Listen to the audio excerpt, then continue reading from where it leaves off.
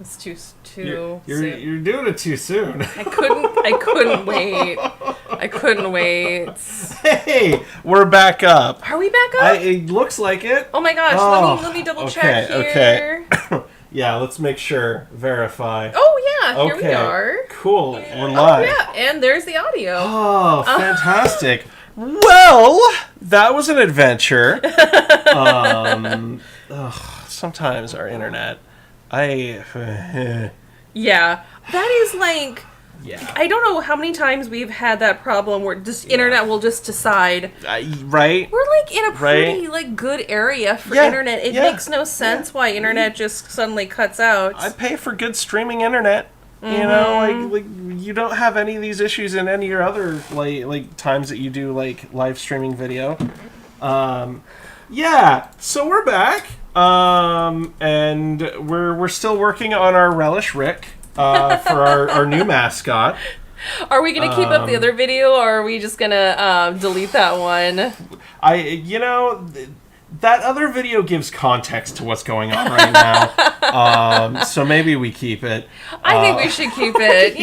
Continuity. Yeah. It's kind of like the fun adventure time on Jam and Jabber. No, this is a Rick and Morty reference. This isn't an Adventure Time reference. Sorry, Sorry, I'm not a Rick and Morty fan, so clearly I'm not educated enough to get that joke. Clearly you don't understand the science required to understand the show. I really wanted to start the stream with a burp because we're doing a Rick and Morty joke. Absolutely. What were we talking about before things got cut off? I don't know, but we could watch the video and find out. I guess we could. Stop everything. We're gonna go watch that real quick. Well, I love our Relish Rick. Okay. Our Relish Rick. Relish. It is a wreck. Let's be honest. It's an unintentional Freudian slip, or is that Freud? Freud. Okay. Freud. All right. You are correct. We got people singing the theme song to Adventure Time in the chat. Nice. Well, I think this would help me to eat relish in the future. Yeah, because it's a vendetta. Yeah. And I have a personal vendetta against the toxic fans. Not against Rick and Morty itself, but, those toxic fans. Yeah, like there are things that even the show creators don't talk about because they just don't want to deal with it. Yeah. And it's not to say that you can't enjoy Rick. I enjoy watching Rick and Morty. I hope I'm not a toxic fan, but it's possible. I'm not saying people can't enjoy Rick and Morty. I'm just saying that there's a lot of people out there that wreck it for the rest of us. Gonna wreck it! Yeah, exactly. I roll number 2. Number 2? That's a good one. Number 2 is we're going to create a mascot for the supermarket meat and cheese tray. The thing that every person gets because they were too lazy to actually cut up some meat and cheese themselves. Like, we went to the supermarket 15 minutes before we came, and this was the only thing they had left. We just grab that real quick. Everybody loves meat and cheese, right? I do. I mean, even if it's a little dried out and, the crackers are a little bit moist because it was in the deli section and, the freezer, so it's the breaded crackers or just the buttery crackers are just a little that nice crisp moistness to it. Maybe a little stale, but it's okay. A little stale. It just helps absorb all of the moisture from that meat and from the cheese to make them exceptionally dry. Exactly. And you can't put nice cheese in there. No, you gotta put the cheese that hasn't been selling, so you cube it.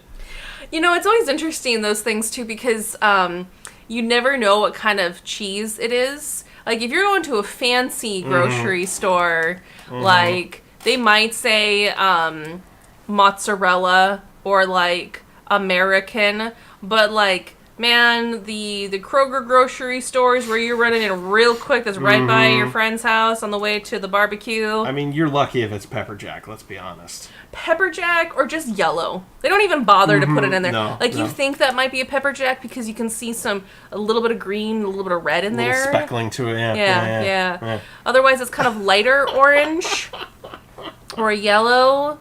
One that's definitely American cheese. It's very, globular.